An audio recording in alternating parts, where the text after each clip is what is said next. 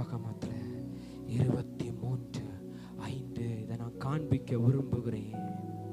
உன்னை பகைக்கிறவனுடைய கழுதை சுமையோடு விழுந்து கடக்க நீ கண்டாய் என்றால் அதற்கு உதவி செய்யாதிருக்கலாமா?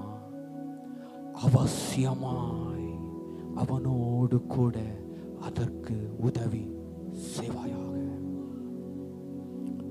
இந்த கனி நம்மிடத்துல வெளிப்படுகிறதா? நான் தடி சொல்லிட்டேன், யாத்திராகமத்தை தான் போன மாதம் முழுவதும் தியானித்துக் கொண்டு இந்த வார்த்தை தொட்டது. கனிகள். உங்களை பகைக்கிறவர்களை சிநேகிக்கிறீர்களா? மலை பிரசங்கத்தில் வந்த வார்த்தையாக்கும் இந்த ஆவிக்குரிய கனிகளுடைய முதல் காரியங்கள் கர்த்தருடைய வாயிலிருந்து. கலாத்தியர்ல அது தெளிவாக அதனுடைய எல்லா காரியமும் சொல்லி இருந்தாலும் மத்தேயு 5 தான் சாந்த குணம் உள்ளவர்களாயிருங்கள், சத்துருக்களை சிநேகிங்கள்,